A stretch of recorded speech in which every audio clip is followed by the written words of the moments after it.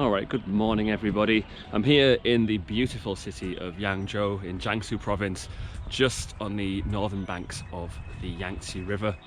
It's famous for, well, fried rice actually, but it does have a very colourful history, so we're going to go and have a look at some of these places today. Let's go.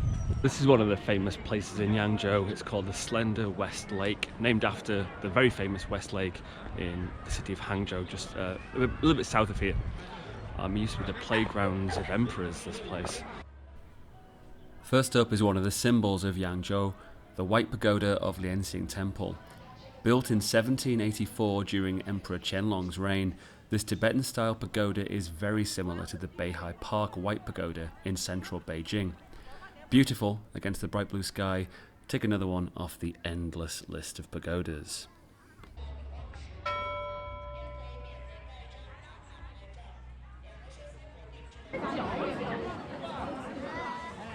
Right next to the pagoda is the other famous building in the park, that is the Five Pavilion Bridge.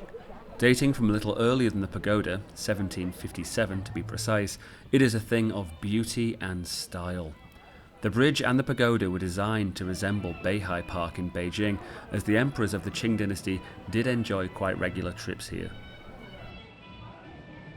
It's so loud everywhere. It's just like speakers and blares just everywhere, you know. Does anyone enjoy that? I hate it personally. I mean, I think there's a lot of very nice places in China which are ruined by all this noise.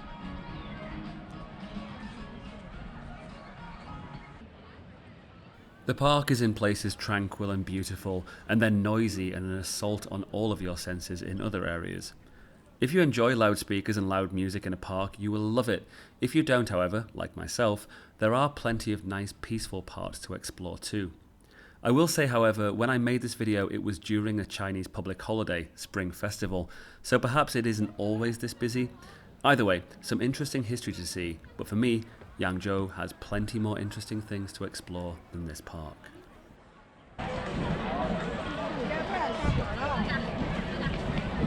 Anyway, so thoughts on the Slender West Lake. It's not a peaceful place, I'm not gonna lie. I don't know, I guess if you do like that kind of fun fair vibe in a park, you know, you probably enjoy it, but I look for a bit of peace, you know. I'm gonna go down to the old town now. The old town is quite interesting. I've been looking around there for a couple of days already. But I'm going to the old town, leaving a park to go to the town to get some peace and quiet. What's that about? So we're just walking towards the old town now. Yangzhou's old town it's mostly Qing dynasty. It's really quite interesting actually. It's full of little nice cool alleyways and stuff to find. But on the way, you know, there are plenty of great walks. It's all rivers and canals in this part of China. It is beautiful, to be honest. It's a very, very attractive city.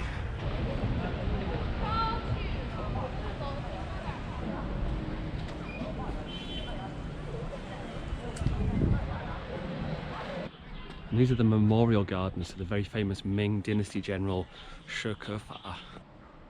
Shi Kefa lived during the early to mid 1600s in the late Ming Dynasty. A general, scholar and government official, he is best known for his attempted defense of this city, Yangzhou, when Qing forces were storming China. The Qing asked for his surrender, which he declined, and thus the city was attacked. After a brave defense of the city, resulting in large losses to the invading Qing army, Yangzhou was eventually overwhelmed, and with the city lost, Shi Kefa attempted to commit suicide, but failed and was later captured.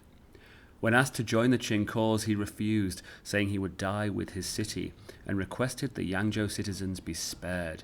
Following this, Shi Kefa was executed, and his request was ignored due to the huge losses the Qing suffered taking the city. The city's populace were put to death in what is known as the Yangzhou Massacre. So he's still regarded as a hero here in Yangzhou after all these years. It's a lovely, lovely garden, by the way.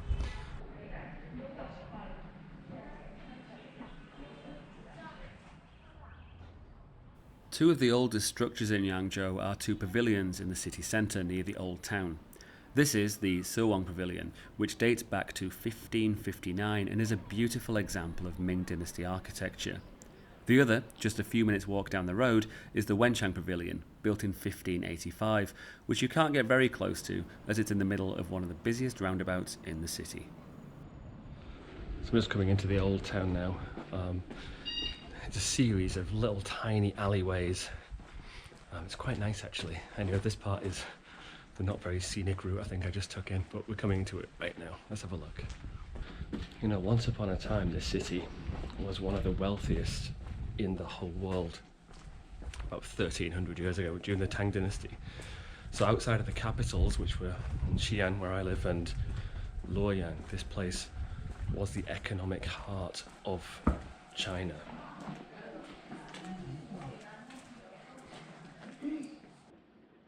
Beautiful yellow-walled temples are everywhere in the old town, tucked inside little alleyways. Get off the main street and wander. You will find plenty of interesting spots.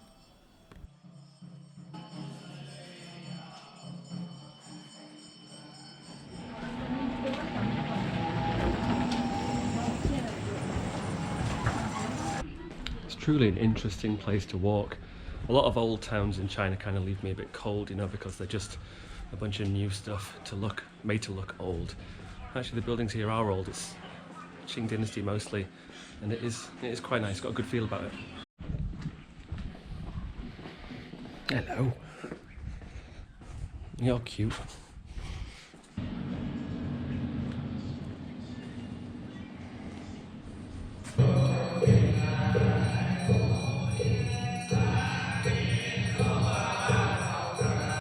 There's all these quite lovely temples just hidden in the alleyways with no one in them except for monks. Where are all the tourists? You know, obviously in the West Lake, Slender West Lake, there were 1 million people. Where are they now? Just met an old fella who just lives here, and he told me I should come down here because there's something, and I honestly did not understand what he said. There's something down here though. It's exciting.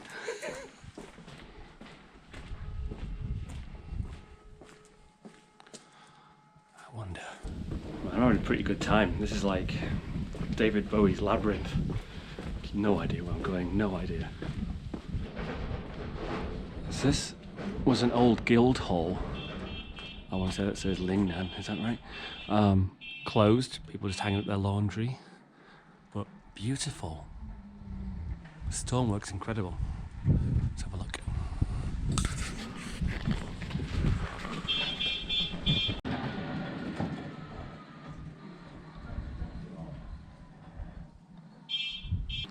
So a lot of the old buildings here are actually not open yet to the public. I met an old guy back there who lives here, and he told me that a lot of the stuff is being kind of done up at the moment and getting ready to be open to the public.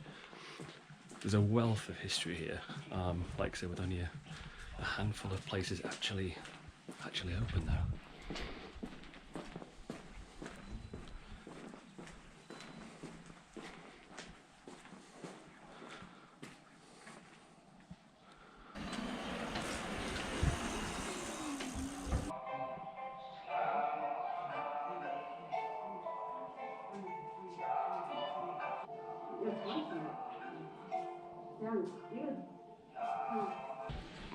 By the way, there are of course like tourist old streets here as well, which I'm going to go to because I'm starving, for all of your food and coffee and bubble tea needs. These little old streets that I'm walking on now, obviously this is where people live actually, so that's why I'm being quite quiet. Don't want to disturb people too much. It's hard to comprehend what this city was like, you know, all those years ago. It was super cosmopolitan. There were thousands and thousands of foreigners living here, non-Chinese people.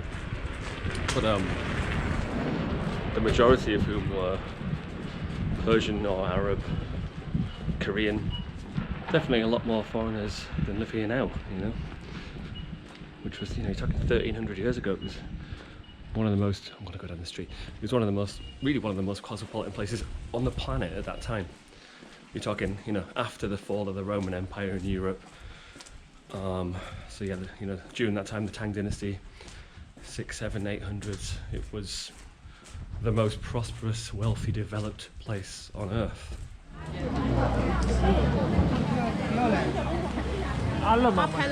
Ah, the tourist old streets, souvenirs and crowds. As much as I dislike this, they do serve a purpose, and that purpose is called coffee. But my advice, if you see a little side street that no one else is walking down, go and have a look.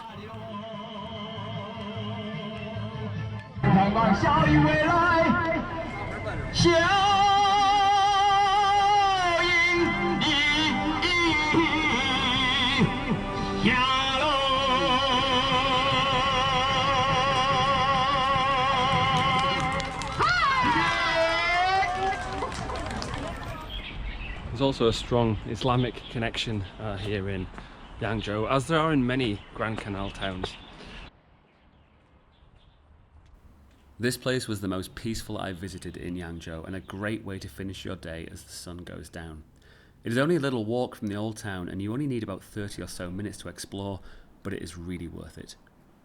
In the 13th century, Sayyid Purhadin lived here, who was a 16th generation descendant of Muhammad, and as a result there were a huge amount of mosques built here, some of which still exist. The Crane Mosque, which is in the city, again I went earlier, it was closed unfortunately, was said to be designed and built by Purhadin. So these are actually Qing dynasty tombs of famous Hui Muslims, important Hui Muslims who lived in Yangzhou. Quite an interesting place. It's a huge garden, this, which is designed. There's a mosque in it, obviously Purhadin's tomb here as well, but it's actually just a big garden. It's free to walk in. Purhadin died in 1275, right at the end of the Southern Song dynasty, just before the Mongols came and took it all. It is so insane to me that, knowing how many tourists and people there are here and how busy, you know, some of the other sites are, that there's no one else here. Not a single person.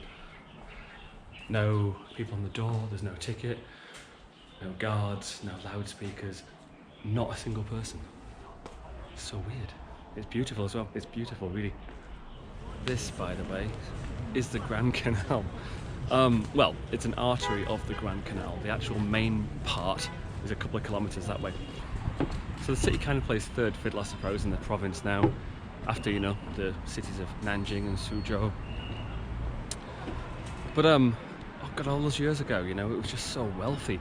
The canal brought obviously heaps of trade, and then merchants from all over the place. So how does it feel today? I mean, I've had a good couple of days actually. It is a nice city. It's a very attractive city, I think. It's, you know, full of canals, obviously, and it's lovely and green, and it's interesting. It's a nice place. I think if you came at a different time of year, it might be more enjoyable. Obviously, I'm still in the Spring Festival. This is currently Spring Festival, by the way. There's still 2 more days of the holiday, so if you go to the big tourist sites, they are just packed. It's packed to the point that you can't really enjoy them, especially given that they are, you know, gardens and parks. The 2 very famous gardens in the city are the Ge Garden and He Garden. I didn't go to either of them because the queues were just out of this world.